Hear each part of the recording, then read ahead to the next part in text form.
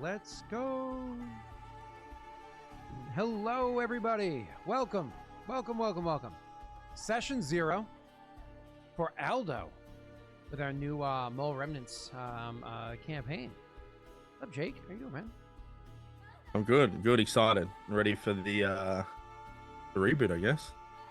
Yeah, well, so a couple of fun details here. First and foremost, I can't say this is Jake's debut on Lost Initiative, because technically speaking, you ruined another campaign before, right? Like, True. Yeah. See, what happened was we tried to replace Mathis with you, or did you actually play with Mathis? No, I played with Mathis. Oh, you played with him. Oh, wow, that was a while ago. And then remember he like ended his character with that thing. Yeah, touching the orb and all that. Yep. Mike can't keep his hands up balls. Was there for that. Yeah. Okay, yeah, and then like you were like in space, and I think your character was the one that can actually move relatively comfortably while in the astral plane or whatever it was, and it was a whole thing. But so not your debut on a not Lost Initiative, and certainly not your Aurorum debut. You have more Aurorum hours in than anybody except me.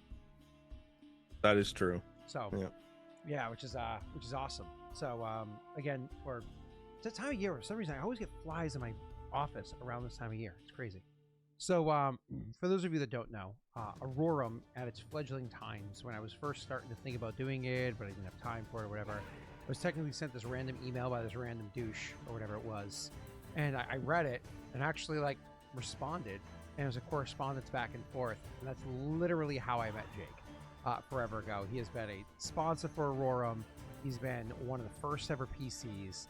He's PC'd in more campaigns than I suppose not technically individual number of campaigns, because some patrons have been in more individual campaigns, but more streamed campaigns than anybody else, and certainly more hours than anybody else except for myself, which makes sense, right? Did you even do the community sessions back when we had those forever ago? I was going to, but then it stopped. I remember that. Yeah. So you actually missed that one. Okay, cool. Yeah, I did. So played with a whole bunch of different people, which is wicked cool. And then here's the real kicker. For those of you that might be curious, like, where did this reboot effectively come from? So I was working on Aurorum 2.0 for a long while, looking at converting it to 5e, looking to move the clock forward, rolling all the other campaigns, so on and so forth. When all of a sudden I hear, hey, so remember how Aurorum was originally supposed to be like different? Like different? What if you did that? What if that's what you did? And I'm like, what? I'm like, no. 5e. Tell me how you feel about 5e. Tell me about it. Oh, this is what Pathfinder 1e is like, isn't it? And I'm like, what are you talking about? Like, no, tell me about 5e. And then he's like, what if you went low magic? Like really low magic? What if you went epic 6? Listen to me. And it was like literally, I was like, yes, please, more daddy. And it was like we're talking literally like candy on a stick. Led me the way. I'm like, give me the Skittles, and led me. We were feeding off each other. Put it that way. I'm just saying, like, it was Jake put the bug in the ear. He fed it. He nurtured it all along the way. You know, he was like, oh yeah, no, we can do this. We can do a whole thing. Oh, that original adventure path. Oh, wouldn't that be fun if that was an adventure path that you could tell again? Wouldn't that be great? Across the board. So, yeah. Anyways, so the reason why Aurorum is being rebooted is 100% Jake's fault. So if you're upset about it, it's because of Jake. But if you're happy about it, you're welcome for the delivery. That was all me. Is that fair? Look, I'll take the blame for it. It's fine. Cool. I'll cop the heat. All right. I appreciate it. That's how it should be. Awesome. Yep. In that case, sir, before we go kind of diving into the session, any details you want to cover, any thoughts that you might have in mind, anything you want to go over at the opening of this? Not really. I'm ready to jump straight in, I think. see where do we pick off. They can see the little blurbs you write before the session on World Enville. Yeah, if they're on World Enville, they can see the blurbs down there. Yeah. Hey, chat. Yeah, if you're not, I are we suggest actually coming you in do look quiet at it. for you? Is this like a problem? Are we like I could turn myself up a bit right there? That should have just made me louder for you. Let me know if Jake's coming in quiet. Just keep me posted. Hello. All right, but go ahead. You were gonna say something, sir? Oh, I was just saying, I do suggest people that haven't yet do check out the World Anvil, because there is some really cool little blurbs and things that are posted before the sessions, and you get a bit of an idea of what's going to be happening. So yeah. Okay. All right. Cool. Sounds great. I mean, I have fun putting that stuff together for you, so I'm glad you read it and enjoyed it, and yeah, so on. Oh, actually, that reminds me, Jake. One last thing before we dive into this. If you go into the World Anvil and if you go into that session, one of the cool things I can actually do right now, if I go to Edit Campaign Mode and I go into the sessions and I click on this actual session, which is Edit Session. I can start the session. I click that now, and now that the session is officially started. You can actually keep notes inside here. So you'll actually find like a spot inside here now that the session is open where there's like areas where if there's any extra notes that you want to keep, that can be kept inside there, so on and so forth. And this is theoretically a spot where Forensic can either work on here with my post note, my post campaign, kind of like sum up or whatever it is, post session sum up. Those are where those details can kind of go. I just, unfortunately, Forensic and I had set up time and then I, kind of canceled because I work or whatever, but neither here nor there. Cool. No, it wasn't my mic. I just had to turn up the volume on my side, Steve. Cool. Then I guess without further ado, or without further Aldo, am I pronouncing that correctly, Aldo? You are. Yeah. So it's Al, not all. Cool. Are we good to kind of dive into this? Yeah, I think we are. We're good to go, I think. All right, cool. Then again, without further Aldo, let's get the session started. Or actually, let's jump into the game. One of the things before starting the official session here, I should say, before actually starting the official session, one of the things I should say is I mentioned that last stream, or I mentioned maybe on Discord, totally join the Discord, ! Discord to find the link, that the currency in the system, I needed to touch on that. I needed to talk about how it was going to be changing coming into this. So the reason why the currency is changing slightly, and I did post it in the Discord under the Aurora materials, the reason why that's changing is because while we're playing Pathfinder 1E as a system, we're actually playing Pathfinder 2E for the kingdom building rules and for how it is that currency works. I can't stand Pathfinder 1E currency, same as 3.5 or 5E or any of those currencies. They're all trash. I'm not saying Pathfinder 2E's currency is perfect. It's far from. But it is way better. The currency, the system makes a lot more sense comparatively. It pares everything down considerably and so on. But part of that paring down is a lot of things become effectively divided by 10 in the cost. So the simple math is, if you look it up in Pathfinder 1E and you compare it to Pathfinder 2E, the simple math is divide by 10. It's not 100% accurate, to 85% accurate, but that's fine. Divide by 10. The issue is that Pathfinder 1E has many different items that you can purchase and play with and have mechanical effects that are available to the players. But Pathfinder 2E has not covered those details, has not incorporated that, which is fine, that's their choice. But because we are going to incorporate those in there, and if we're going to use the basic math, say 80% of the time and divide by 10, items that cost a copper piece, well, how do you incorporate that? Do you just have it cost 1 copper? That would screw over the players. So instead, the currency was adjusted slightly to incorporate smaller denominations as well as bigger, and so on and so on. So again, inside the Discord under the Aurora Materials channel, you can see the math there. But the currency, the way that it works is we're all familiar with copper pieces, silver pieces, gold pieces as a basic. Some of you might be familiar with platinum pieces, which generally are worth 10 gold, and some of you might be familiar with electrum pieces, which is worth 5 silver or half a gold piece. So bearing those peripheral ones in mind, this is how the system's going to work. You have your copper, which are worth 5 brass, aka slivers, because they're very thin or small brass pieces. So 5 BP or brass pieces equal 1 copper piece. 10 copper pieces equal 1 silver as normal. and 10 silver equal 1 gold as normal. 5 silver equal 1 feta. Feta is more or less just kind of silver with a higher purity of silver inside of it, nicknamed Moonies. So instead of Electrum, we have feta. And then instead of 10 gold equaling 1 platinum, instead 10 gold equal 1 prince, because these are the princes of Paradel, right, is what they're named after. And those are worth 3 instead. So 3 gold equals 1 prince. And so that's just kind of how the good denominations break down. I'll say it one more time, but again, it's inside of Discord. 5 brass equal 1 copper, 10 copper equal 1 silver, 5 silver equal 1 feta, or 10 silver equal 1 gold, 3 gold equal 1 prince. That's it. That's how it breaks down. Again, it's in there for you. I'm also going to be putting it inside the World Anvil. If you look into the World Anvil, so feta doesn't roll off my Australian tongue very well, so I'm going to refer to them as feta pieces. Yeah, feta works. But Moonies is I like Moonies. I need to get my hands on some Moonies. Exactly. There you go. Yeah. Perfect. Because like 1 Moonie is worth 50 pennies, which is copper. Yeah. Right. So it works out great. That's right. So you definitely want to get some Moonies, right? And then cool. Yeah.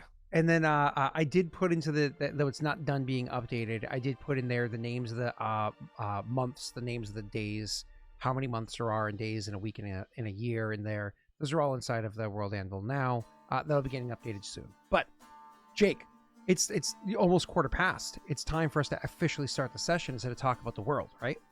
Mm-hmm. Cool. Let's get into it. So the campaign starts off in the middle of the night. It is definitely late at night, and you know as much because not only is the room dark, not even a flame lit from the candle. The candle had been burned so low it would have taken a bit of nurturing to keep it alive. No, the candle is at this point in time snuffed out entirely. Any illumination in this room is from the starlit sky and the near full moon coming in through the windows. And there are 2 windows in this room. It's not so small a room that it only has one. One of them has the curtains almost completely drawn to a close, leaving only a thin beam of light coming in. The other has the curtains drawn almost completely open, allowing a considerable amount of light to come in, and that's the direction where the moon happens to be. That's where a lot of the light comes in. We have our character Aldo. He awakens with a bit of a start. It's kind of like, ugh, as sometimes happens when you're in a deep sleep in the middle of the night. And certainly when you have that sudden rush come to you that you realize that you got to piss. And you thought, maybe, just maybe, you almost peed yourself in the middle of the night. He wakes up a bit of a start, realizing that his bladder's full and there's a sense of emergency. But as he starts to have his senses come to him, as he starts to realize that this isn't the room where he remembers going to bed. As a matter of fact, he doesn't remember going to bed. But he does have to pee. As he reaches over or kind of like adjusts himself, moving in the bed to get up, his arm brushes against something soft and warm. He retracts and looks over, and through the spinning haze of his half-closed eyes in the dark room, he sees there's another figure lying in the bed next to him. He takes a moment to glance to see who it is, and he can barely make out the features of their face, of their body. And it's too dark to properly see their hair color. God damn it, he has no idea who that is. But the surprise of seeing that person there and the realization that he's still somewhere between very drunk and very hungover, the sudden sensation of needing to pee subsides a bit. He can hold it for a few minutes, that's fine. Instead, he has to start taking in the surroundings. As I described, it's in a room, but not so small that there's only one window, though clearly the room of some inn, right? Gives the vibe of being an inn. There's a bed here, there's a proper end table, there's a wash basin, but there's also a dresser as well. Must be some fine inn for there to be a dresser in here. Speaking of dressers or dressing, as he swings his legs around to stand up, he realizes, well, he's not wearing anything except one sock. He's otherwise completely in the nude. I'm not ashamed of that in the least bit. He stands up and gives himself a good stretch. Oh boy, yeah, never mind. He is definitely still dizzy. And realizes there is not just one sock. His chest is not bare. He has a couple of symbols dangling from a chain that he has around his neck. Simple iron chain, nothing too ornate. It does cause a bit of a chafing around his neck that he's long since gotten comfortable with. And he sees the little symbols clattering there, paying them no mind because they're second nature to him, dangling there at this point. He can look around the room and see the scattering of clothes all about that's there. He also sees a bit of a parchment, and I do mean the word parchment, curled up or kind of disheveled, looking on the end of the nightstand that's there. Jake, as your character is looking about the room in this half hungover, half drunk state, seemingly not alone in the bed, in a room that he's not familiar with, the only light coming from the windows, what does your character immediately go to do? I mean, just to pose some ideas here for you, to immediately go to dress himself or maybe relieve himself out the window. Does he try to poke around the room and get himself more familiar, or the world is your oyster, sir? Yeah, what he does is the first thing Aldo does, he kind of, taking all this in, he lifts his arms up above his head, stretches out. Looking around, he looks to the bed of this person and says, "Oh, somebody had a good time last night. By the looks of things and how I feel, it's probably me. Well, where am I? Well, more importantly," and he looks at the things and he's like, "Oh, who am I? What was my name again? Derry, is it? It'll come to me." And he walks over to the parchment and he picks it up as he walks towards the curtain with the moonlight coming in. As he walks over to look into that item, as he walks past the open curtained window, and maybe to be a bit more discreet to the mostly closed one, whichever you prefer to stop at, certainly as he walks by the open curtained window and the light shines in, why don't you take a moment to describe the full glory of your character, so you can maybe leave out a couple of details. Yeah, no worries. So Aldo is a middle-aged, going on middle-aged man. He's about 30. And he stands at about 5'10". He has a slender but toned frame. And as he moves, it's not with like a lumbering or anything like that. Even with being intoxicated as he is, he seems to move with almost like a calculated grace. He has tan skin and shoulder-length wavy black hair peppered with strands of silver. He does have some hard lines in his face that may betray a bit of a hard life growing up. Nice. And so as this... one thing about Aldo in particular, actually, that I've forgotten to mention, is he has rather really nice, striking ice blue eyes. Which is, it softens his features somewhat. Ice blue eyes. The artist did mess those up in the artwork. But that's true. We'll get them eventually. I'll get them fixed eventually. Yeah. Okay, cool. So as he goes over to the thing and, not so bashfully stands there in his full glory and the moonlight pouring in, he looks down at the parchment and holy shit, he's drunk. He can't even read it. It literally takes him a few moments to even try to read this. Jake, accepting a -2 for your intoxicated state, why don't you go ahead and roll me a linguistics check? As you roll it, tell me if you're trained in it at all. You have at least one rank. I do not have a rank in linguistics at the moment. So rolling with a -2, I'll put that in the temp. Thank you, sir. First roll of his character. Yeah, all right, here we go. It's a 6. 6.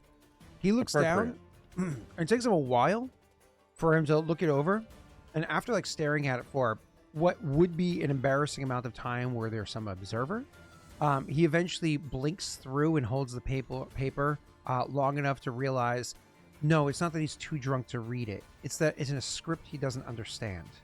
He's not sure what it is, and the parchment is a good bit older than what he expected it would be.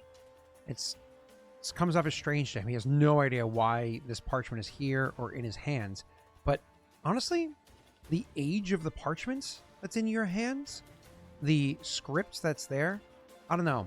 Something about it is suggesting to you that there might be value to this beyond just being a piece of paper. You think there might fetch a bit of coin to the right person, or a favor to another. Who knows? Okay, that realization's coming to him, and as his the gears are starting to turn slowly but surely, all of a sudden a look of fear comes over his face as he starts frantically looking around the room. I'm gonna search for my flask, or if there is any alcohol in the room. Yeah, absolutely. You search around to see where your flask is. It's usually, going to be in one of like the pockets that you would have on your belt when your trousers are. And while stumbling around trying to find the trousers, that's stumbling, but moving around trying to find the trousers, you actually do see a bit of that light catches a bottle on the ground. You reach over to grab the bottle to see if there's anything in there, and you give it a good tilt, and it has, oh man, not even a proper swig inside of it left. More or less mouthwash. Not mouthwash, backwash. Nothing too bad though. But as you take that, and if you are going to press it to your lips, do you? Oh yeah, he does straight away. As you press that to your lips, and you lean far enough back to make sure that you get the proper draw from it, get every last drop that you possibly can from the sip. Again, for somebody watching, you'd be holding that up there for an embarrassing amount of time. Something catches your eye. Over by the dresser, again, there's a proper dresser here. You didn't notice it at first because of the bundle of clothes that were kind of like tossed whimsically onto the dresser. There was another bottle sitting there. And based off of the deep crimson color you see at the bottom of it, you can get a couple of, chugs out of it before this thing's properly empty. All right, so stowing my flask away, I'll walk over to the bottle there, pick it up, and then I'm going to move over to the window and relieve myself out the window whilst popping myself up as well. Which window is it? The well-lit one. Oh, God. Don't want to pee on myself, you know what I mean? We didn't know where we're aiming. Goes over to the well-lit window, unlatches the latch there, and he pisses out. And while he's pissing, why don't you go ahead and roll me a perception check? Yeah, sure. Include the -2 if you haven't already. Yep. Okay. And don't forget to remove it from your linguistics. That way you don't have it lingering. Mm-hmm. Wonderful. Nice. That's with the -2? Yep. Wonderful, sir. So you notice quite a few things as you go over there. For one, as you go over and you unlatch the thing and you lean out and you start to piss, is you take in the sights, because the moon, like I said, near full, and a pretty clear sky, is lighting up the town pretty friggin' well. And looking about, you're like, I know this town. Maybe town's the wrong word. Maybe it's a city? What the hell is the name of this place? What is it? It'll come to me. But it's pretty bustling. You can see water glistening in the moonlight off in the distance to your your far left. And you can even see some water glistening in the distance off to your far right as well. Maybe you're near the ocean and there's a stream, 2 lakes. It'll come to you. You look around the room and you, it's kind of like as you're pissing and it's just going on for an extended period of time. You take in the sights of the room and you can see, there's my boots over there. There's my trousers.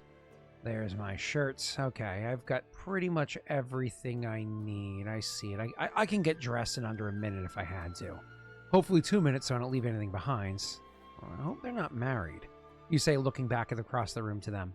This time, again, while you're still pissing and like doing one of those like swaying back and forth, if somebody were there watching you, not only would it be an embarrassingly long period of time you're pissing, they might be genuinely concerned about your safety, because sometimes you sway way too close to the open window and are definitely in danger of tumbling out.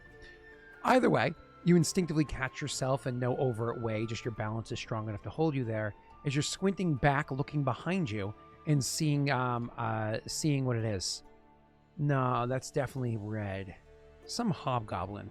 Whoever they are. Some hobgoblin is over there.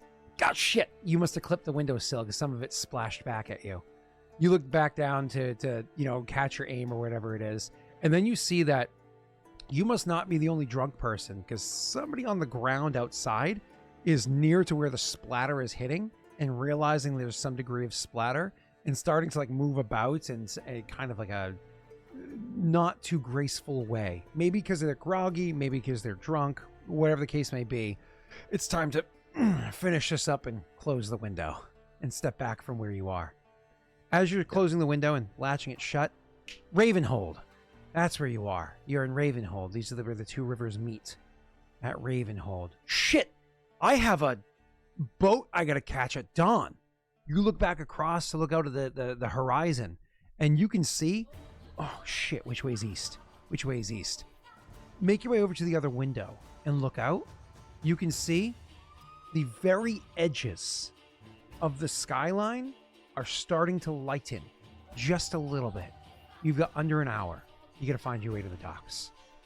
Jake, go ahead. Right, so noticing that, I immediately gather my clothes and my boots together, and you can imagine as he's putting, especially his pants on, he's got that one-legged hop thing. He might stumble and fall a little bit, picks himself back up, sees she hasn't woken back up, and he's like, ugh, and continues to get ready. As you're doing that, getting ready and putting your trousers on and so on, you actually feel something strange in your pocket that's there. And you reach in and you pull out, and you have a rather thick looking key. And imagine a typical like old school key, like a skeleton key style, so on and so forth. A rather thick looking key. I imagine as you're trying to get ready quickly, you don't spend too much time looking it over, giving it just kind of quick cursory glance. Does that sound accurate? Yep. You give it a quick cursory glance.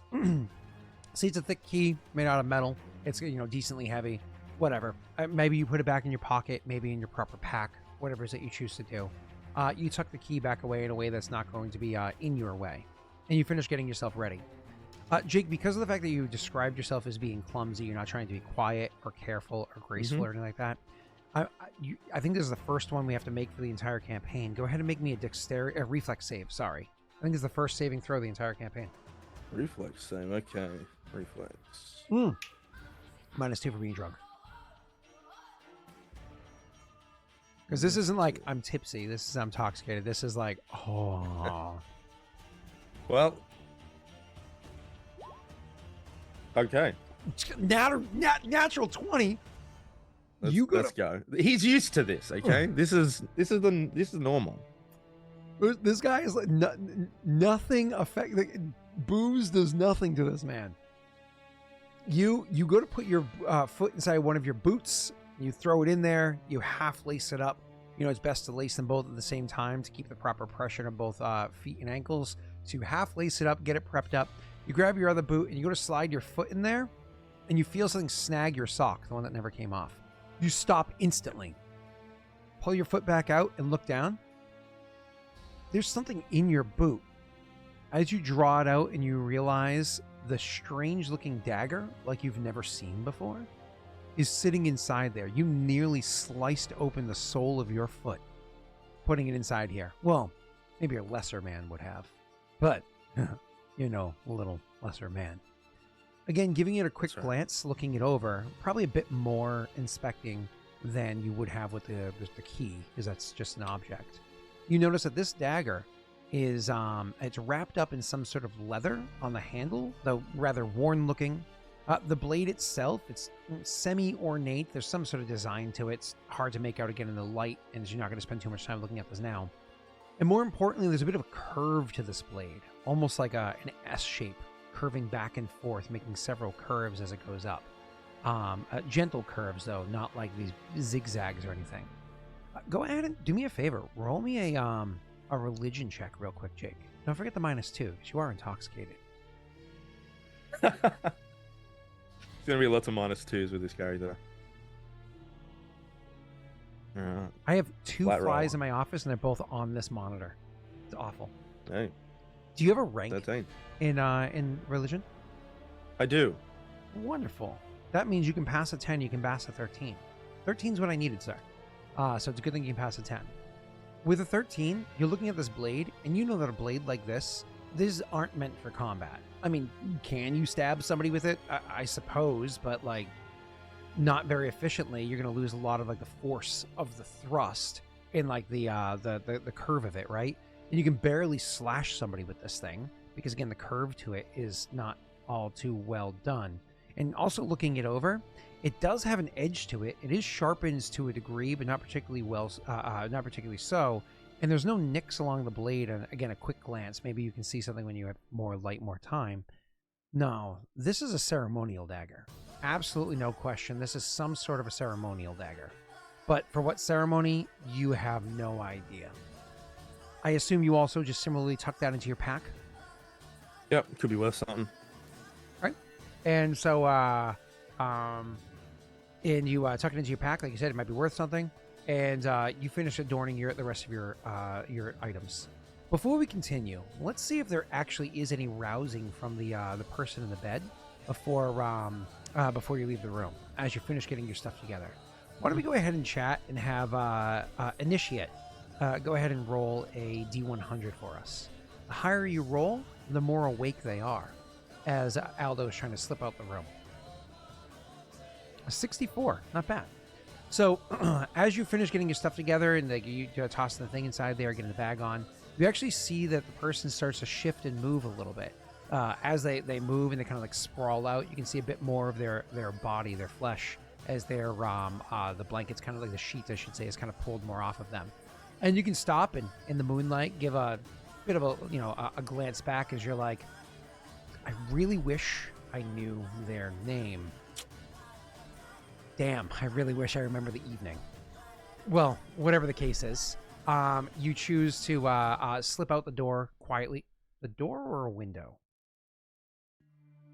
Well, I can imagine they're still asleep at the moment, correct? They seem to be, though they're on that like moving about. If you were to make too much noise, they could potentially awaken. Right. Well, you see Aldo, he puts his hand on the door. And he lingers for a second. He looks back, and there's you said there's a nightstand or a bedside dresser or something? There is, yeah. Yeah, we're gonna open that up. Oh, you're gonna go and open so the nightstand or the dresser? Well, I think the nightstand, to be honest. Sure. You're gonna creep back. We're gonna do this quietly. Yeah, you -2. Yeah. You slip back over to the nightstand. You're good to go there, no problem. Please remind me, I feel like it's no, sleight of hand is a thing in Pathfinder still. So go ahead and with your -2, roll me a sleight of hand as you approach that inside table. You have everything on. You're good to go. You got dressed in under 3 minutes, or I should say under 4 minutes. You know, had enough time to not rush.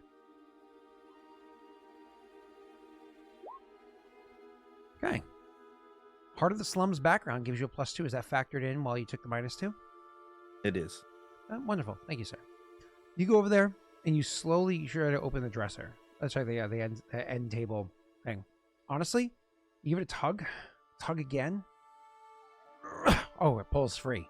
It did do a bit of a clatter, and she does kind of like roll over a smidge and gives like a very faint moan, suggesting that, again, they're on that verge of like awake or asleep or whatever it is.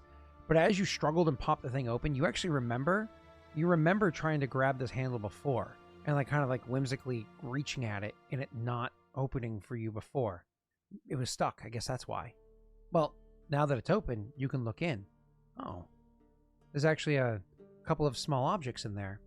There's 2 very simple looking round objects. You pick them up to glance at them in the moonlight, holding them up so you can see it. They look like rings. Hard to get out fine details from here, but 2 very simple looking rings right here. More than that, you can also look around and see inside there. Reaching. Ooh, there's 3 slivers.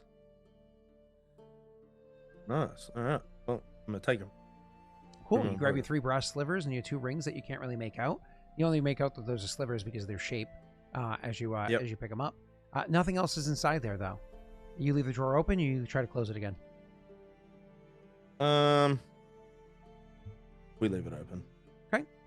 And then, much like a child that you've put to bed but is sneaking out of their room, Aldo creeps back to the door. Sure. and you start creeping your way back to the door. Again, you're creaking. The creaking of the floorboards as you creep causes a bit more of a toss and turn. You're assuming them also. Look, you can see a fly literally was landed right here. You can see that as they're creeping back. Maybe they also have to take a piss in the middle of the night because they're on the verge of waking up themselves. You know what I mean? You make your way back to the door. Do you stop for the dresser as well, or just go straight to the door? No, we go straight to the door this time. Okay.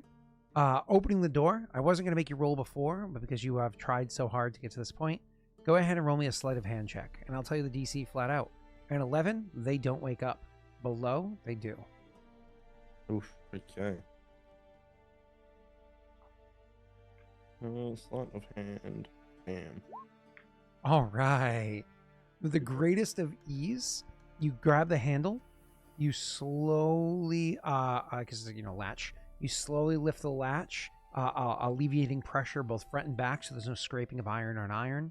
You, looking at the fact that it's only a 2-hinge door, not 3, you lift the door slightly, and you more rocking backwards in your intoxicated state than actually pulling it backwards.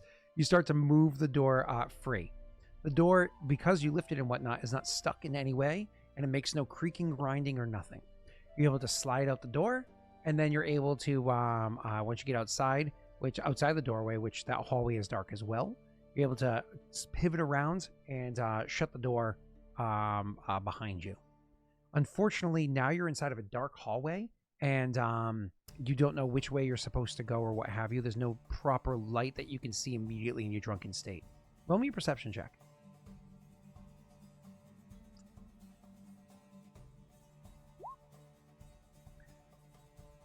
Eventually you catch, as you're standing out there leaning back and forth for, again, way too long, you eventually are able to catch a bit of light coming from seemingly the floor off to the side. Exploring that way, some of the boards creaking beneath you as you go, the hallway feels longer than it should. Maybe it's because you're drunk, or maybe you're just inside of a rather large building. Maybe it is an inn. Whatever the case may be. You eventually go over to where you see a tiny bit of light over to the side, and you realize that it is a staircase going down. Based on the type of staircase that you see there, it is probably a main staircase bringing you down to a main area. If this is an inn, an innkeeper would likely see you. Do you care about that, or?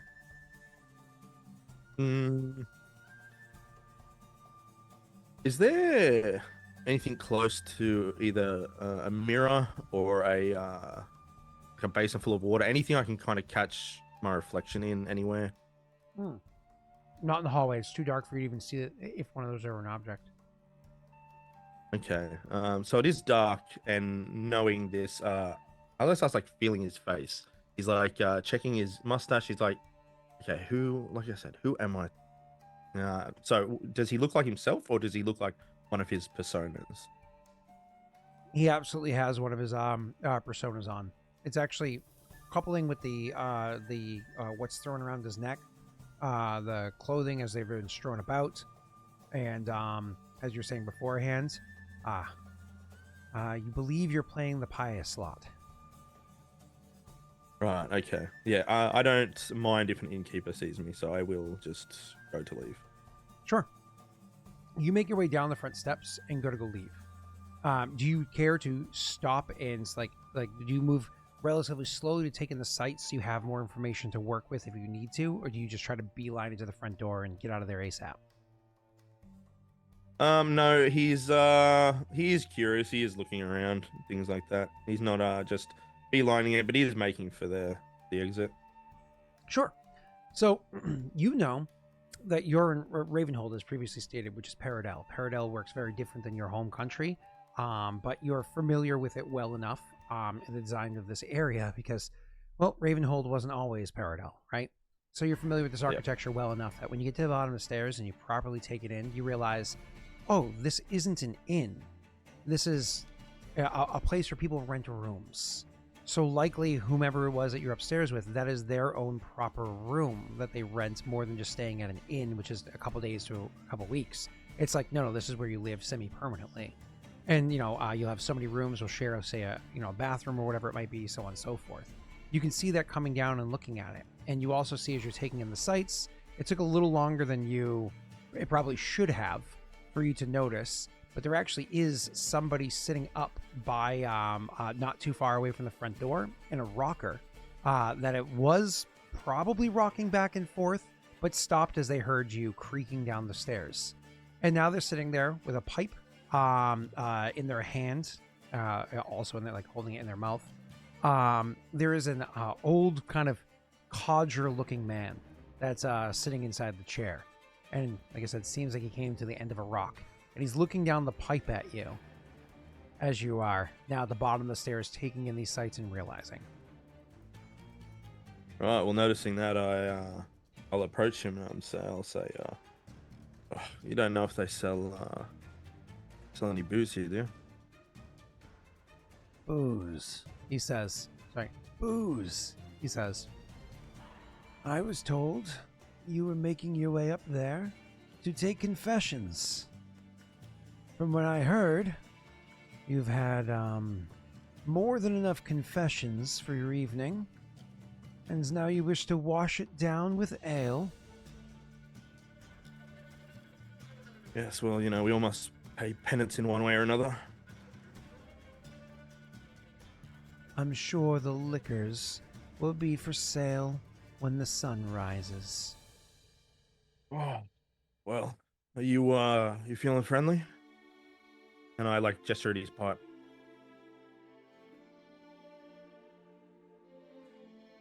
He takes a long moment of staring at you. And it takes, again, because of how intoxicated you are, a few extra seconds for you to realize he doesn't intend to respond. He is not feeling particularly friendly. Putting two and two together with his phrasing and his lack of friendliness and so on, this likely is a place where he not only rents out the apartments to the people here, but is meant to help keep an eye on the people that are here and keep ruffians out from causing issues. Unfortunately, you have slipped in under his watchful gaze, and now he is seeing you as effectively an intruder to potentially have caused more trouble than just a loud and amorous evening. Well, seeing as you're not feeling friendly, I'll take that as my leave. May the Martyr watch over you. Praline, yeah. He turns and makes his way over to the door. And when you get to the door, there's that awkward moment where you go to open it and realize it's locked. And it's a typical front door, which can be locked from both sides. And so as you check the handle again, and you're looking down at it, you hear the creaking of the rocking chair as the individual slowly gets up to make their way over. And they say, "Oh, so you'd like to leave? Very well, I'll be more than happy to open the door for you," they say, walking over and producing a key from the pocket with the hand that's not holding the pipe, because the pipe's now out of the mouth. A night's stay. What should that run you? I say a fair price is a penny for the night. Well, seeing as I was staying in my wonderful friend's room, I'm sure she'll take care of that if she hasn't already. No. We can't go leaving prices like this left to those that sleeping in bed. I don't know if she'll see you again. So. Oh, don't worry. I'll be back every Sunday. Whatever days appropriate in the world. Yeah. That's fine. Yeah, the last day of the week. Yeah. So he says, "Wonderful. Then you can pay for this evening and for the next in advance." And he's standing right by you in the door. You would only have to take one step and reach out to unlock it if that were to happen. Right. So, what is he asking for? How much? 2 copper, 2 pennies, 2 copper. It's not a crazy price but you shouldn't be paying anything really. It's that they're just doing this out of pride, if you will. Yeah, I pat myself down. I'm like, I got a sliver. That's about all you're gonna get. Go ahead and roll a diplomacy with this. Don't forget your -2. Yeah. God damn it! There's 2 flies flying around. I want to get them. I want to get them. I want to get them. So one of the very frustrating things about stream is like I want to go upstairs, I get something, chase them around for the next 10 minutes, and try to kill them. I can't. Why? Yep. That's appropriate. When you say that's not enough, he says, oh, sorry, when you say that's all you have, he says, well then, if that's all you've got, perhaps I should inform a nearby guard of an intruder. But it's a bluff that doesn't hold for very long. He says he gives you that look and you give him the appropriate kind of like counter look. He says, or you give me the sliver and I don't see you again.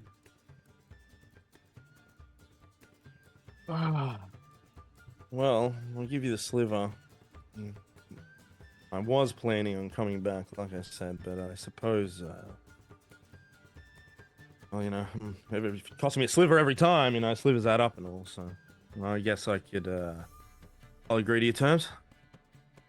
So you hand him the sliver? Yep. He just gives you again that long eyeing look, like judging. You can see like he's now properly assessing you now that he's closer, like looking at the age of you and so on. And then as he like finally looks away after a full like 2-second long few moments searching, he finally looks away and he makes like a sucking of his teeth noise as he reaches out to unlock the door for you. All right, so after the door's unlocked, I guess, yeah, as I'm leaving, I will attempt to take the pipe. Like, steal it from him? Yep. Give me 1 second. Pathfinder has rules specifically for that. Oh, not stealth. Steal. Okay. So steal is an option.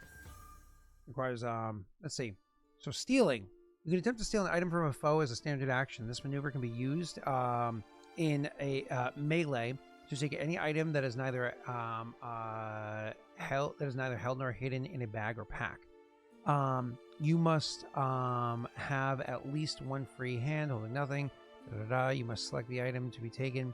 Before so to clear the pipe. So let's say the pipe's in his mouth as he's reaching out, holding the door, and unlocking it with the other hand. Items simply tucked. Items that are fastened.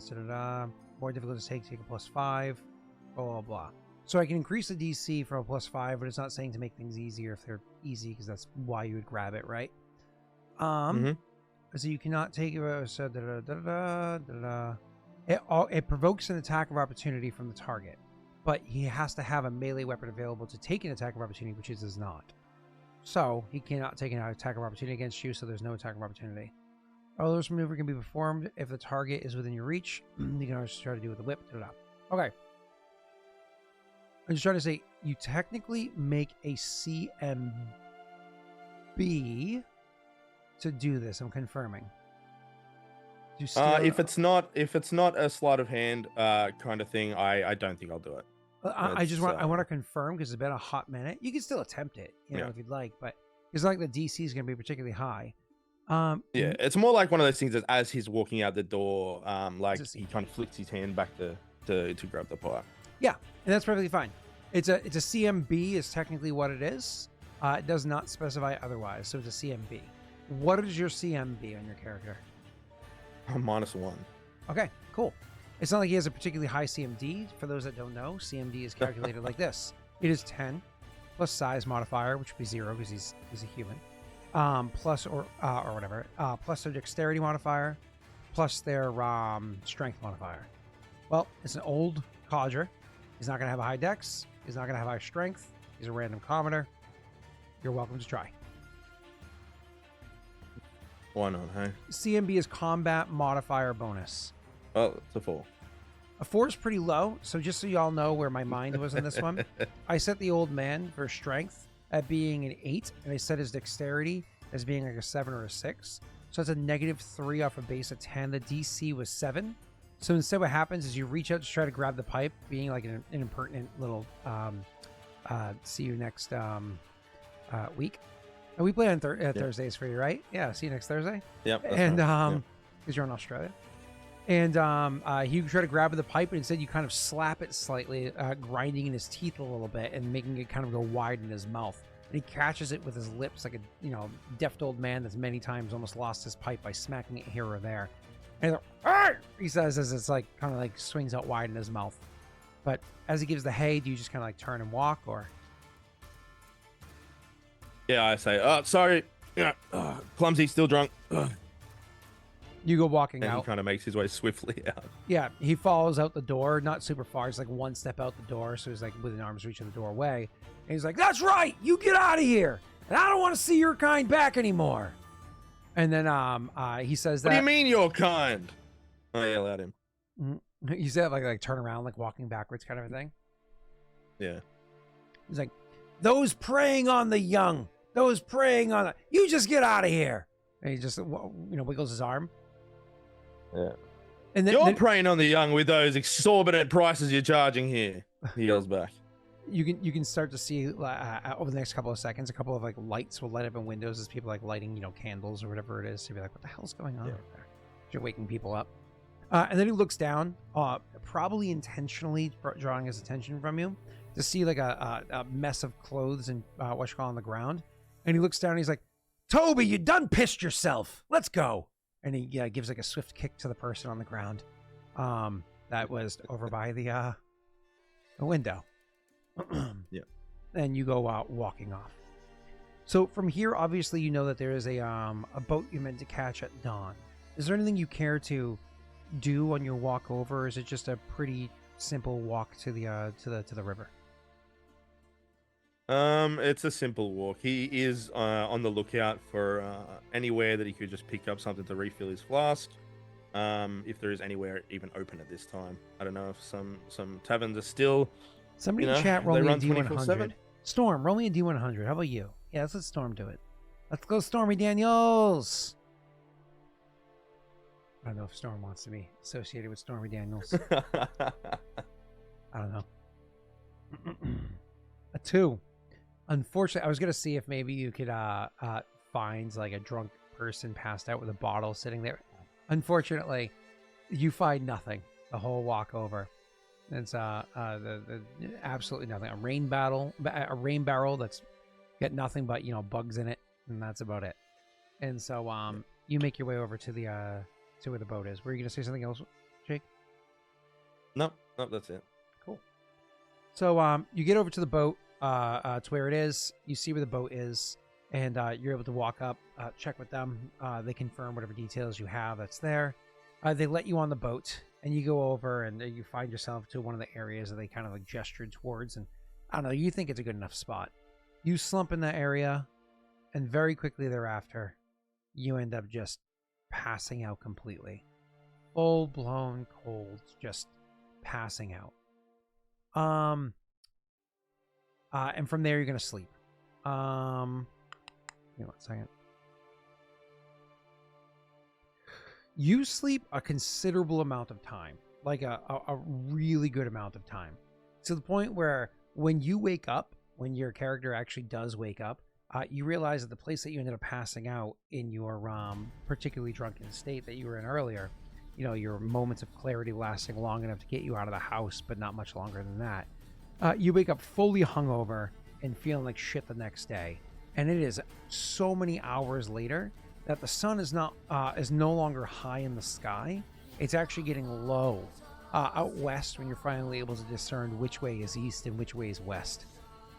Moreover, you can see that where you're passed out, you had unfortunately done so on the deck of the riverboat that's supposed to be there and kind of in the way. So people have gone to moving things over and around you, so on and so forth.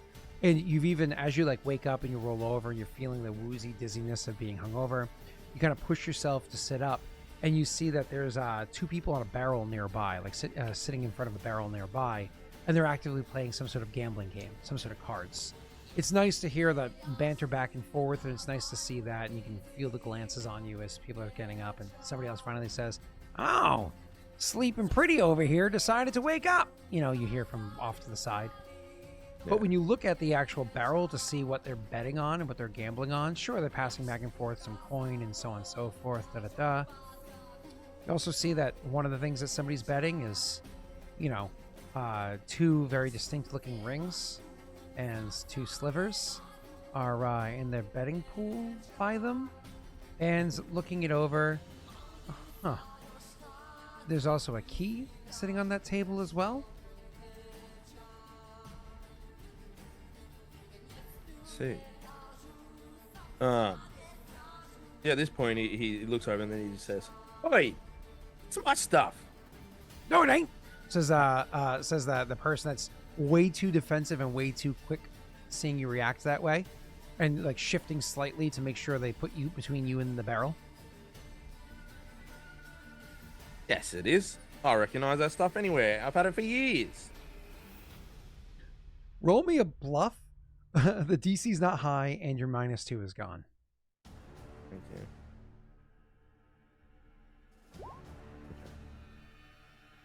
All right. You say that. I had it for years. It's like, no, you didn't. I already told you. This key goes to a chest of ice. And he starts looking like he's going into some story he must have made up recently. And somebody else waves him off and says, "Oh, shut up, you old rascal. We all saw you pick it from his pocket." And there's some like snickering from other people that are on the boat or what have you. Yeah. And the guy that's sitting opposite and goes, "I don't care whose it is. It's on the table." Well, looks like I'm playing then. And I'll kind of move over to the barrel. As you move over to the barrel, the person that was kind of arguing with you when you stand up, they try to stand tall and tough against you. But the simple fact of the matter is you stand at 5'10". You're a giant at 5'10". Even being 5'10" and 3/4 inches, because you used to be 5'11", but like shrunk a 1/4 of an inch over the course of the past 20 years or so, you would be massive, like a giant even. But because you stand so huge at 5'10". Exactly why I chose 5'10". Yeah. Yeah. So huge. You're so big. Big boy. The person opposite you turns to you and they try to square off with you, but very quickly realize that they only come up as high as your chin, and that the many years that they have, several more than you, are have not been as kind to them.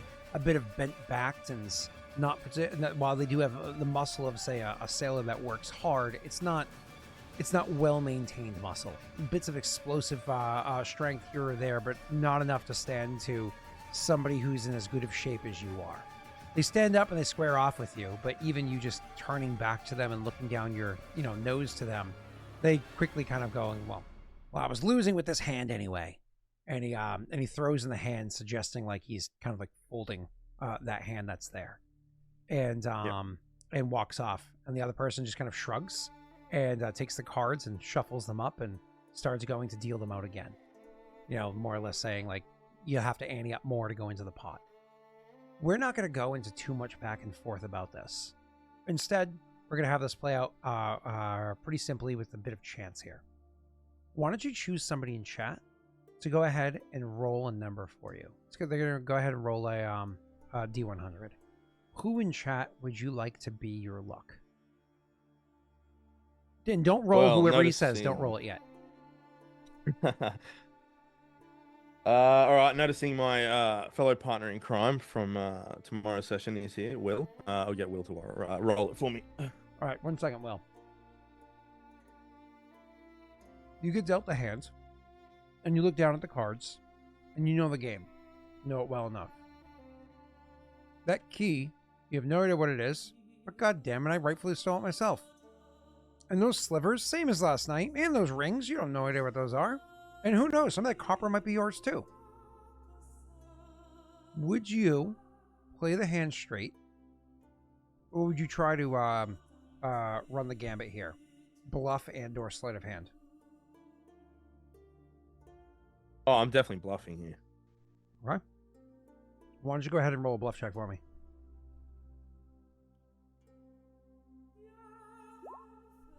Holy shit.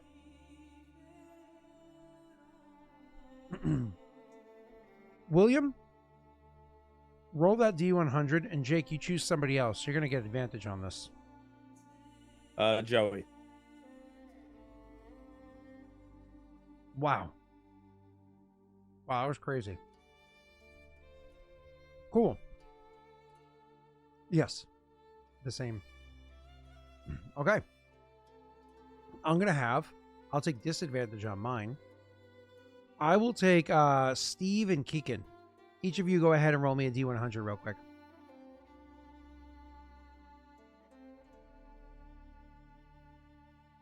We're going to see how this plays out. So the hand gets dealt, and you go ahead and start, playing the cards. The first hand doesn't necessarily play too well in your favor, but the second hand, you're starting able to bet up a bit more. A little bit of ante here and there for whatever coin you still have left on your person, et cetera, trying to get the pot, get the game juicy enough that they kind of, go all in and you have the chance of winning. We currently have a 65, so my one is beating you. Let's see if my second one is a 49 or less. Wait for Keegan to roll again. It's only a 5-second delay, Keegan. Jesus Christ, sir. But as the game's going in, as you're trying to see how it plays out, ooh, that does work in your favor. You end up just not by a huge crush.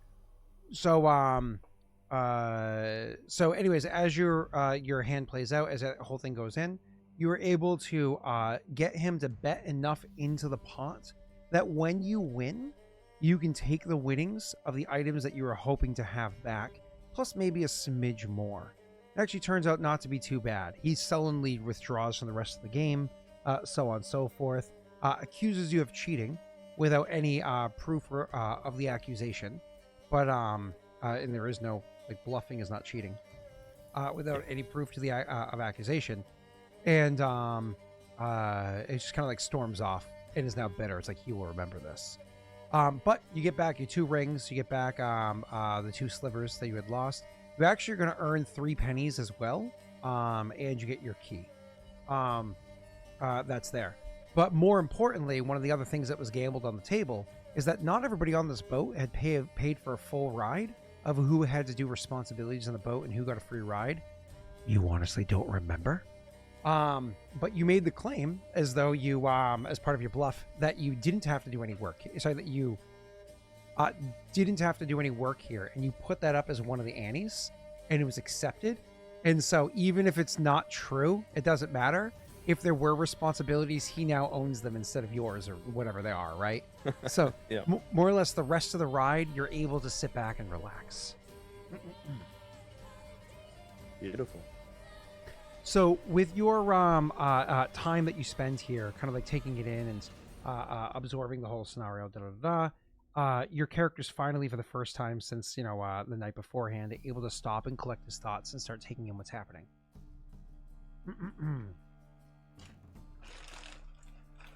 Would you like to stop and analyze the items that you have, or are you more, honestly, I would rather grab a drink, a bite, and maybe a nap and let this boat run the rest of its course? Yeah, the first thing I'm going to do is I'm going to do exactly what you said. I want to analyze the items, but we're going to see if we can get a drink to sit and sip on while we look. Sure. There's a bunch of ways to get a drink. One of them is to have brought one. One of them is to maybe buy, if somebody here is selling of any sorts. Another is to sit down, engage in conversation, and ingratiate yourself. If everybody always passes to the left and you happen to be sitting in the right spot, we get to partake. We've all had friends like that.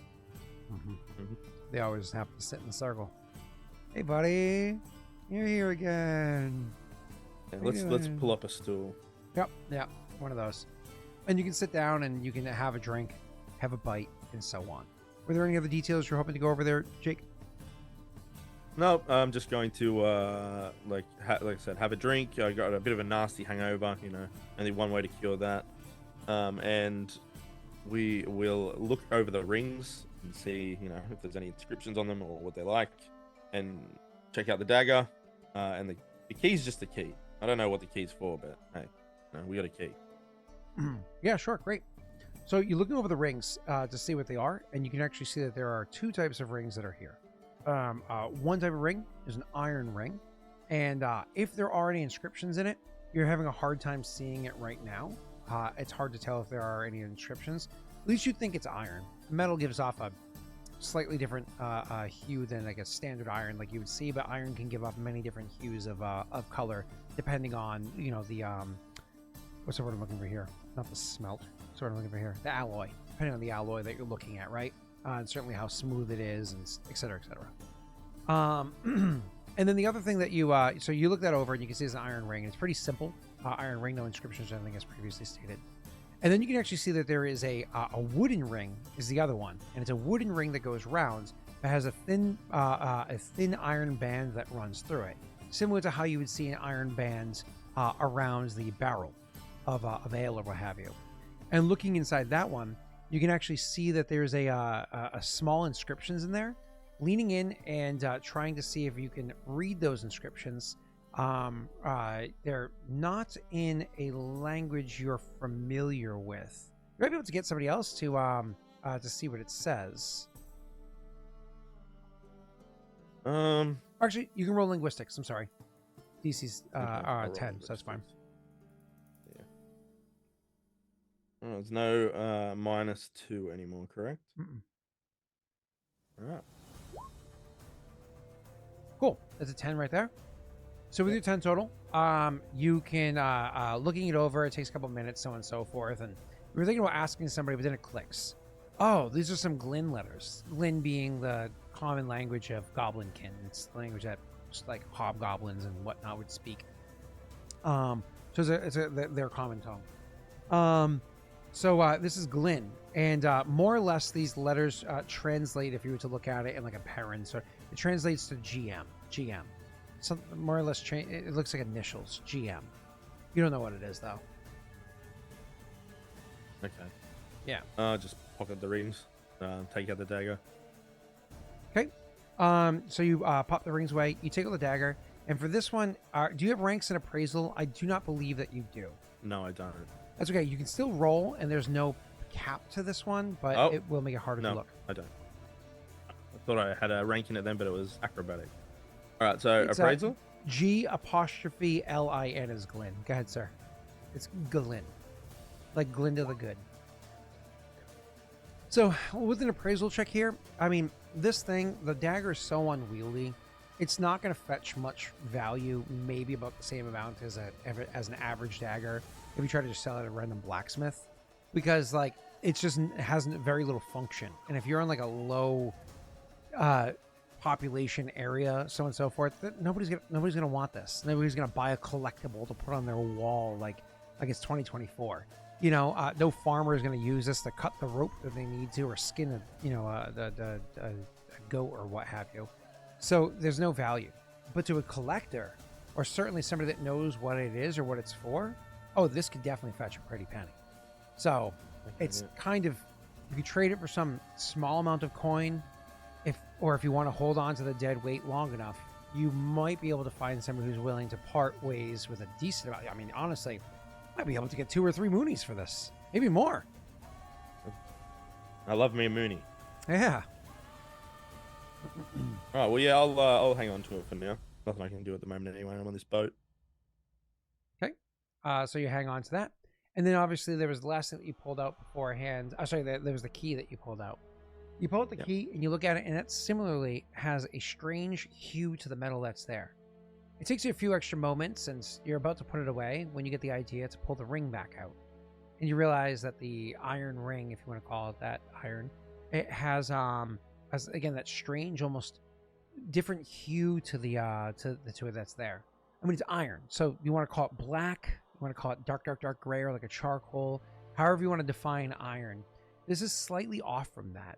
It almost has like it looks like iron, but like if you would compare it directly next to typical iron, it almost looks like it's milky, if you will. Like there's a couple shades lighter, and there's like a milkiness to it, if that's even a word you can use to describe. It just looks slightly off. You're not familiar. It's strange. Either way, So the key and the ring both apparently seem to be made of the same material. You can tuck those away if you'd like. Yeah, I do. And as I'm tucking that in, he kind of sits up straight for a second. He says, "GM, GM. There's a hobgoblin woman. Key, a ring. I hope I haven't robbed the glug mugs. It takes a couple seconds for you to realize it, and then you recognize that symbol, that initials all too well.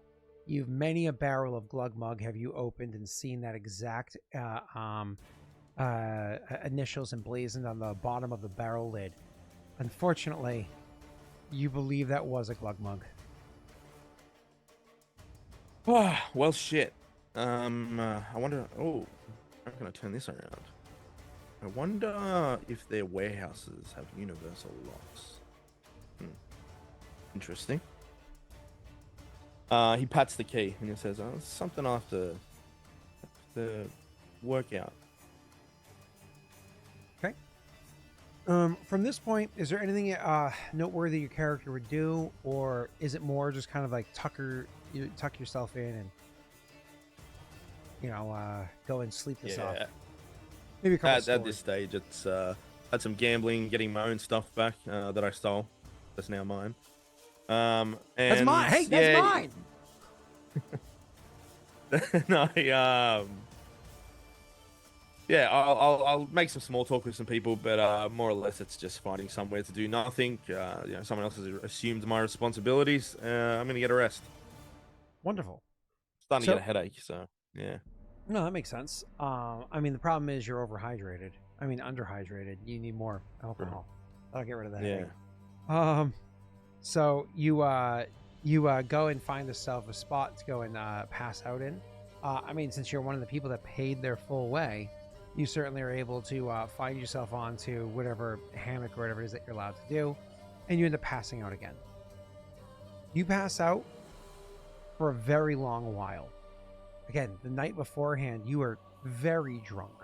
Not your typical, I had a good night drinking. You were very intoxicated to the point where even this next day, you can't properly remember who that person was, or apparently a glugmug, or how you even got with them, or anything else of that evening. It's just gone. And if you don't pick that up by tonight, chances of piecing that back together are probably one of those just shrug it away, it's lost kind of evenings, Yeah. And unfortunately you don't have a buddy with you that can trigger a couple of memories of a few phrases or reminders, but either way. So Jake, I saw that half smile as you're remembering scenarios where you also forgot the evening until somebody said something. It happens to the best of us. And then you went and pissed on that church. I didn't piss on a holy shit, I did. Was I singing while I did it? Yep. Yeah, you were singing "Fuck the Police." Oh God, what is wrong with me? Oh, that's a scene right there. Anyways, we didn't mind until you started dancing while doing it. Is that why my boots are? No. Anyway, so my lace is wet. Moving on. So back to your game. Where were we? So when you wake up, it's once again, it's daylight, and it's broad daylight again, and to the point where you're like, oh, maybe I just took a little bit of a nap, and so on. But after you are moving around for a good bit, after you've actually gotten to start moving and going about the ship, and went to go find some food or whatever it is, and it took a moment to look around. You see one of the typical ship workers, you see another one that's there, but after maybe a half hour or so of being awake and looking about, you realize not all the faces are the same as they were before. You were supposed to, the ship was supposed to bring you from Ravenhold to Lvov.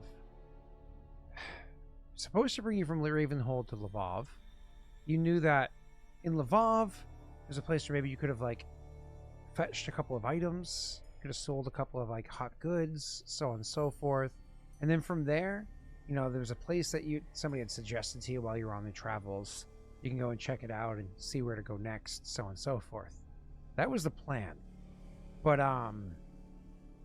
after that half hour or so of taking it in, your concerns that you may have overslept that situation.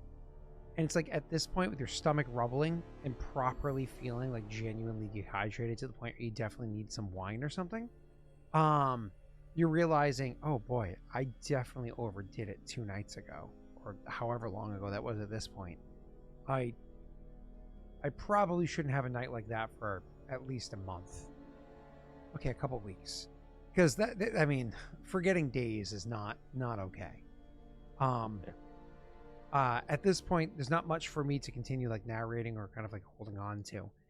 You're gonna make your way around the boat, and do you raise any question to the people that are here? Because right now you're just speculating, or definitely.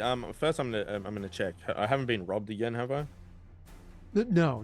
You were sleeping in a proper Okay. bed. People have left you alone. Yeah. Beautiful. All right, so yeah, I'm gonna hail someone down and say, New person or a ship worker? a ship worker. Okay. And I'm gonna say, when are we getting to Lvov? He chuckles and says, oh, "That's a good one." And he turns to like walk away. I put my hand on his shoulder. I say, no. When are we getting there? Oh shit! You're serious?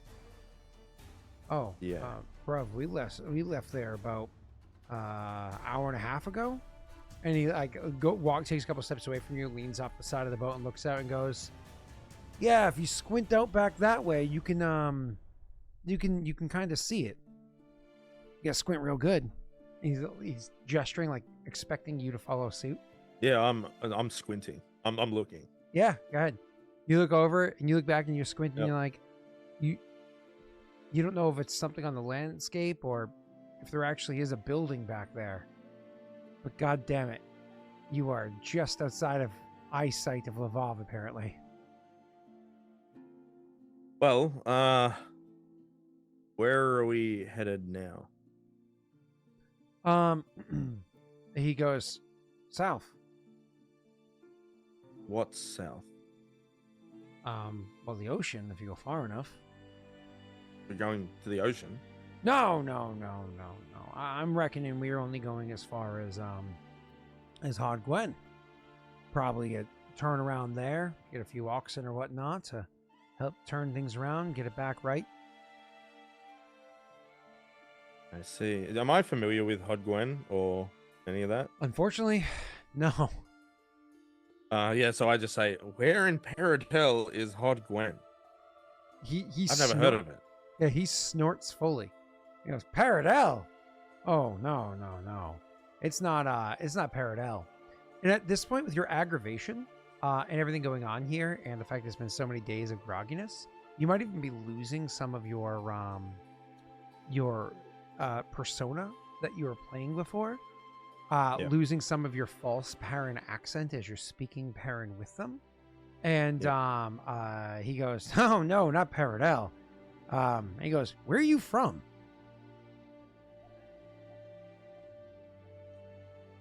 Lvov.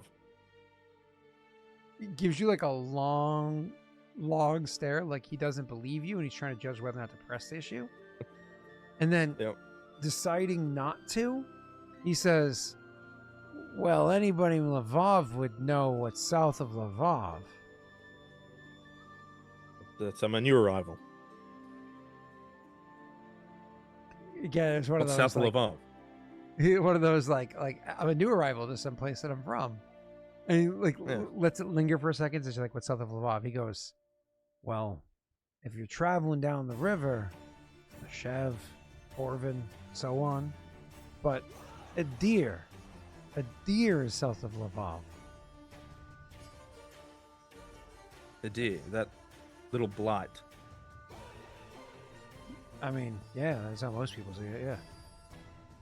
Land of curses and all that, you know. Land of Hobgob Curses? Paradise. Oh shit. Yeah. Well, how long till we are to arrive? He looks back beyond and says, well, just left Lvov. Probably arriving Leshev maybe tomorrow around midday, maybe a little after. Currents, he says, looking out into the water. Current doesn't seem to be flowing too powerfully. Must have been not such a strong spring or summer this year up in Vala. Wait Please for tell the me return joking. ride, not so bad. Lovely. Well, tell me there's some good news. Did you resupply or anything in Lvov? Please, you're a sailor. Don't tell me that you don't have any. Oh, he went to say something, but then when you say that, he goes, "Oh, well, yeah, of course." And if you want good news, the good news is, and he slaps the side of the ship. He slaps the side of the boat. He's like, "You're on a boat. You don't want to go traveling through a deer if you ain't on a boat, my friend." Well, I'll count my lucky stars. I assume. Anyway, to the most important matter at hand now. The other one can't be helped. Can you help out a man on the cloth? Been too long. Yeah, he thinks for a long second, and he says, "I don't know. I ain't done no scriptures or what's that word there? Come cleaningals in a long time." Well, I put my hand on his shoulder and kind of squeeze a bit harder than maybe I should, and I say it's never too late for the concleanals. I'm telling you, maybe we should start now. He nods and he says, "A boat can mop itself." And he starts walking off and saying like all sorts of manner of confessions that he has. Yeah. The confessions are, some of them are, hey, interesting stories. Ooh, I might be able to work that one into a story at some point. That's an interesting one. But for the most part, oh God, it's boring. It's so boring. Like, yeah, last time I was in my hometown, I was walking down the street and I can hear the shrill scream of mother. She must have seen me down one of the side roads or something, and I was like, I couldn't put up with her that day, so I just kept it walking. I didn't want to deal with her. Anyways, 3 months pass. I finally make my way in town, go looking for my mom. I missed her, and well, White Death got her. Well, that's a lot to take in. May Luthar watch over you on your journeys on the river. May Vroga help you if you are attacked by pirates, and may Lady Arenda give you the wisdom to tip your priest. You say the words, but he's already a couple swigs in himself. So, like, it takes him a second to do the math. And then, like, as you're, like, reaching for the bottle or whatever, it stirs him out of his thoughts. He's like, yeah, to that. And I just take it, I'm like, to that. And I'll down more than I should. Yeah. Like knowing that your time with the bottle or skin or whatever is nearly done, you take like a good proper draw from it, and then know that it's you could stand up and maybe take one more swig before you hand it back and walk away. Yeah. All right. So yeah, I'm gonna bide our time now. Yep. Cool. Again, like, unless there's anything specific that you're hoping to glean or to interact with or what have you while here, I can jump cut a bit to the next one. There is one thing, actually. The parchment I have on me. Is that the same as the letters on the thing? Is it Glyn? It's a great question. You bust out the parchment, you look it over and try to see if it's Glyn. And this is, first of all, more characters on here and far better scroll work. Like far better, like scripture, like handwriting, and far more complex than Glyn. You have no idea what this is, as previously suggested with the roll. Yep. You have no idea what this is. It's fancy looking. Honestly, maybe gnomish, or sorry, Canaan, maybe Canaan. You're not sure. The gnomes have like fancy writing. It could be Canaan. Oh, okay. Well, I'll put the ring and the parchment. I'll put them both away, and we can jump cut now. Nothing else to do on the ship. Awesome. Before we move on to the next bit, what's his name? I'm so bad with that. Tyler is asking if your hair is gone. Oh yeah, it's gone. All right. Oh, it's actually proper gone. Wait, I don't think last time I saw you with your haircut and I commented on it because we're dealing with cameras and Zoom. I thought it was just pulled back because sometimes you shave the side and you pull it back. Yeah. I thought you did that. You actually properly. How long was it when you cut it? It was like I got like that. I don't know if you can tell for scale, but like that much cut off at that time. That was quite long. I have never seen you with short hair, right? I mean, I cut it off a while ago, but I usually just like comb it back or something, right? So you can't tell. But yeah, I've just started more or less almost shaving it now. So, wow, that's crazy. I don't think I realized because we always look straight on. You're not in person with me. I'm not, we're straight on. You have big headphones, so I can't see if there's a tail tucked back there. And then you usually turn off the camera if you're getting up and walking off. So wow, that's crazy. Well, I was gonna like completely shave it to like a 1 or something, and my barber's like, well, just hold on a second. We'll go down. He did it at like an 8 or a 7. And he's like, you can always go shorter, can't go back longer. I was like, yeah, all right. And then he did it at that, and I was like, I kind of like it. This is the new me for a while. Nice. I usually do a number 1 on the sides, which I think is 2 millimeters. And then finger length on top, which is like more or less they just tuck their fingers in, they snip whatever's left over.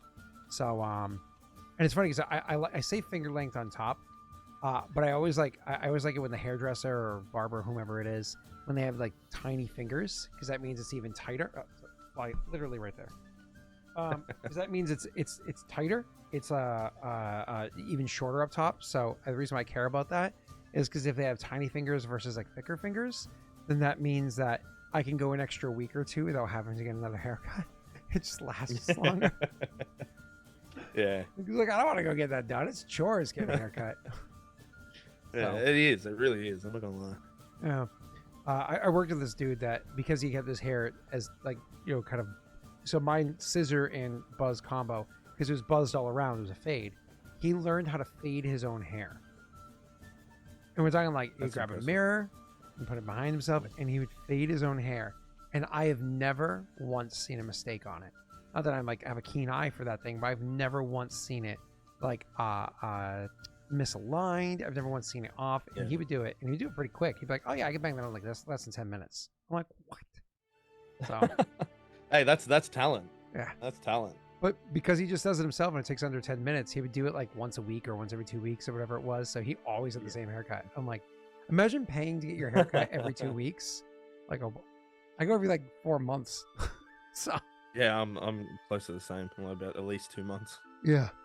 So I can't be fucked going back. Yeah, crazy. But anyways, I didn't realize your hair was short. Thanks, Tyler, for pointing that out. I didn't realize it was like legit gone. That's crazy. Yeah. So wow. Does it feel nice? As Norway said, does it feel good in the heat of your winter? Oh, it's a million times better. Like I liked my longer hair, but yeah, I'm loving the short hair at the moment. No, I mean, granted, it is wintertime for you, but in the summertime when you get a fresh buzz and you walk outside and you just feel that air in the back of your scalp, I'm like, oh, it feels so good. Yeah, it's so nice. So. I've never seen Norway, but because he's a Norwegian chap, I like to think that he is a gentleman with a short hair and a very large white beard, like a Santa Claus, but without the curly locks. So I always imagine a big white beard and very short hair. That's my image of Norway. So what was it that Anno called him before? Was it a barn Santa? Yeah. I would translate it to barn Santa. Yeah. Oh, join Discord. It's fun. Okay, let's hey, excuse me. I was literally about to say, let's get back on track. But now that Wade said that, now we have to. We're going to get back on track. Yeah. All right. Shev, maybe? Yep. Or Hogwen? So you said there was one more thing you wanted to do before you got there. Did we already go over whatever that was? My apologies. Yeah, it was just look at the parchment and see if it was the same language. Oh, honest. Awesome. Thank you. Cool. I assume it's in Norway. But anyways, so yeah. So back to the game. So you are making your way to Leshev, and as you're making your way down there, and of course you're being a bit friendly for others that are there. Word gets out that you're a proper, man of the cloth, and you're willing to take, what are they called? Concleanals. You're willing to take concleanals. And so with a little bit of trickery and just a little bit of honesty, you're willing to hear what the people have to say and maybe even find yourself giving more advice to them than you planned on doing so. But honestly, there are friendly enough of lot of people that you're dealing with that are here that you're able to, be comfortable with it, I guess. And so you give some bit of advice and you get a bit of drink out of it and you travel the rest of the way. During the trek, one of them is going to say to you, as you're kind of finishing up your concleanals, like, so we should actually be coming into Leshev real soon. Boat should be coming in the next hour or so, at least. So it points up to the mast that's up there. Or so Watch is telling us. Excuse me. Or so Watch is telling us. You getting off at Leshev, or you stick it on straight through? Remind me straight through again. What was it? Hogwen? Forvin and a couple of other tiny little things along the way, and eventually brings it to Hogwen. Well, you're going to Hogwen and then you're coming back this way, right? Yeah. So I was gonna say, if you were going to pop off somewhere along the way, you could always get passage. Get passage back up northward afterwards. Well, I think that'll have to be the plan. I'll probably take the next stop and well, it's my first time in Adair. See what the locals are like. You say the locals are like? He says, they're great. Gives you a big, mostly toothless smile. I'm from Adair. Now what I would never have known. Laughs. And he says, say that prayer to the martyr one more time. She lives so close to my hateful little heart. And you go through your bullshit prayer. He's like, I never heard that one. I like that one. And so Tell your friends. Oh God. All right, guys, we need a martyr limerick. Can we get a martyr limerick? It's gonna take off, I'm telling you. Yeah. There once was a gal named the Martyr. I just realized. Looking at. What, did you just realize what a limerick is? No, I was making one in my head and laughing. Oh, okay. I was like, you're definitely enjoying that a bit too much. I realized maybe you're a little bit small in your screen, so I'm trying to make you a bit bigger. It's not you. It's the screen set up. Everyone's camera's a little bit different. And I'm using the same one for the solos. And that probably looks way better. We have a bit more Jaaek now. Cool. Alright. Sorry about that. So back to the game. So yeah, back to you. You end up pulling up to the dock, and you end up they let it out, so on and so forth. Allow me to describe the tail end of the trek here, and as you're pulling into Leshev. So as you're heading southwards, one of the things that you notice is off the port side of the ship, off the right side of the ship, so westward, is rolling plains that happen over that way. It's long, large area of just rolling plains rolling westward. There are tall grasses that exist there, and occasionally you might see like a wagon or two wagons being pulled along up in the distance as the boat goes by, if it happens to be during the daytime. but all you can see is plains going west.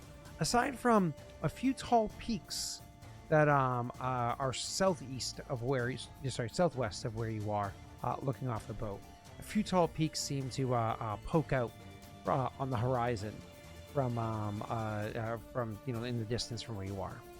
However, for the starboard side of the boat, the left side looking eastward, you're able to see that it doesn't grow straight to the actual river's edge, but not very far from, half mile maybe, sometimes less than that. There's a forest that grows eastward. So as you're riding down south, you can see off the east or the left side of the boat that there is a forest that is over that direction. And it's a really strange view because where you are, you're riding down this river that effectively bisects the land and puts it forest on one side and plains on the other, and just kind of leaves it a pretty clean line between them. Either way, another thing I want to point out is while you're having conversation on the way down here to Leshev, is that one of the reasons why you don't want to travel alone why you always want to travel by boat in Adir, is you find that those plains aren't just simple grasslands where you're going to find, gophers and bunnies and squirrels. No. There's something out there called the Adirian plains cats. These are, it's kind of like, what a cat is, right? Like, yeah, no, yes. Okay, so imagine if like a cat is the kitten that grows up to a cat. That is an Adirian plain cat. And you're like, please come again? And they'll tell you about horror stories about how if you're fortunate enough to survive them, you'll have scars, across your body. You'll have maimed limbs, if you even have all your limbs afterwards, so on and so forth. They warn you of the dangers of the plains cats as they stand. They also tell you about the forests that exist over there. They tell you that not too many people go traveling through those forests to the east. It's said that people that travel through those forests disappear, as people that go into it don't usually tend to come out. Maybe it's because of how old the forests are, maybe because of how dense they are, but the forests in there are said to be very dangerous. Neither here nor there. Eventually, the boat is going to pull up to the docks in Leshev. Now, Leshev itself is somewhat hard to describe. First of all, Leshev as a town exists on the western bank.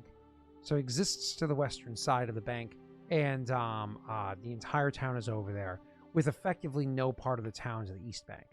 Instead, there's a small bridge that crosses between the east and the west. It is a very, very old bridge, and it's not a very well-maintained bridge. You notice this eventually when you go into Leshev. It's a very old bridge, and it's not very well-maintained. And running down across that bridge is a very old road that people do actually use. But that bridge doesn't technically belong to Leshev. It's not part of Leshev. Leshev does all of its trade by boats. They don't care if somebody uses that bridge or not. They don't take the responsibility of maintaining it, hence its repair. But it is an old stone bridge. The town itself, to describe it, it's not... So the population that you would see in this town, which is a few thousand, probably about 2,000 or so. So a couple thousand, I should say, about 2,000 or so. Usually the population like that in a town, Jake would imagine that they would be more spread out. They'd be a mixture of farmers, as well as like inner townsfolk, as well as, down by the boats and so on. So Jake, you'd usually imagine that. However, if there are farmers, you didn't see them rolling up to the town. Maybe they stretch more westward than they do north or south. But you didn't really see any. It seems as though the whole population of the town is pretty compact together, the way that you would see a city. But this doesn't have any of that structure. And that touches on what other people are saying beforehand. Leshev gets all of its trade by boat.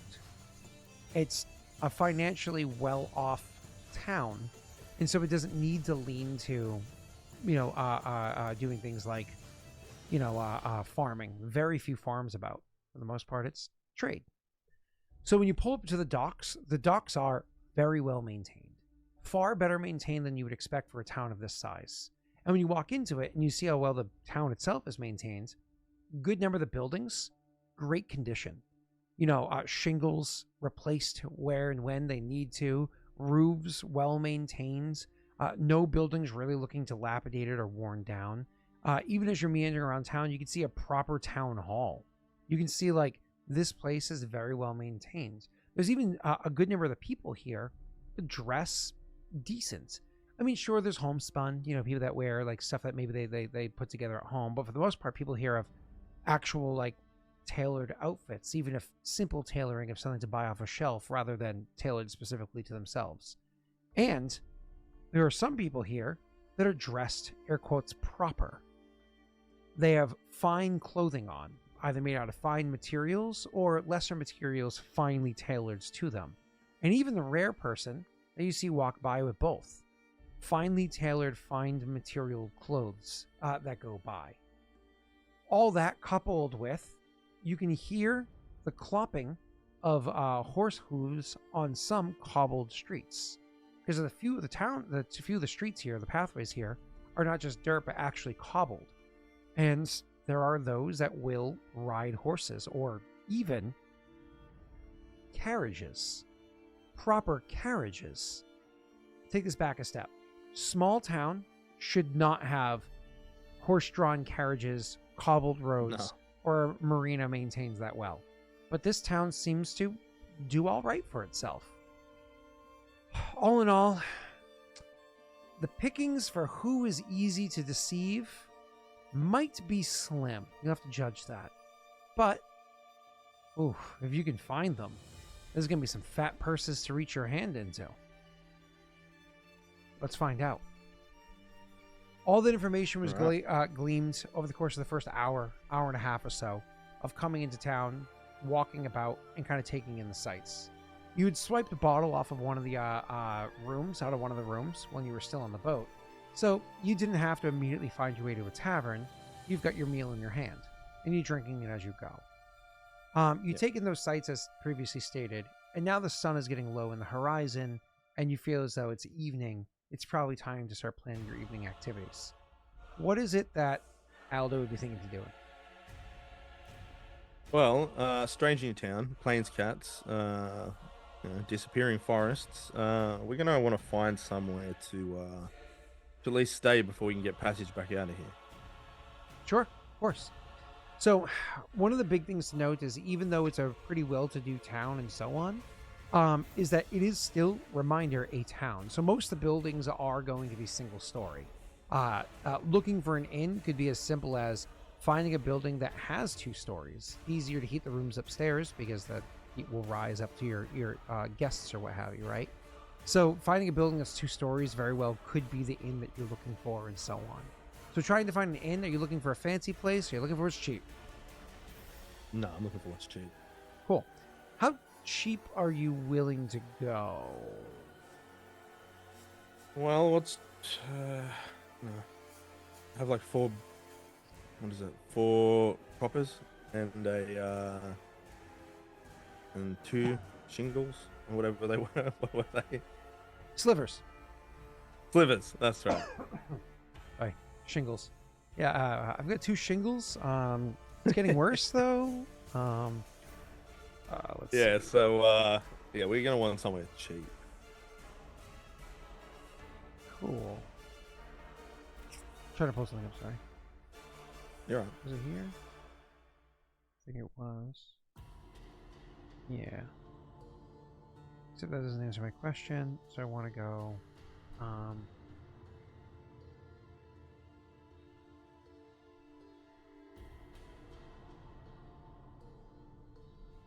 Picking something quick. Cool. So you know with them going all the way south and coming back up and what have you, it's going to be a little bit of time that you're going to have to wait to set yourself up. You can set yourself up for a week in hopes that that's going to be enough time to get back and forth.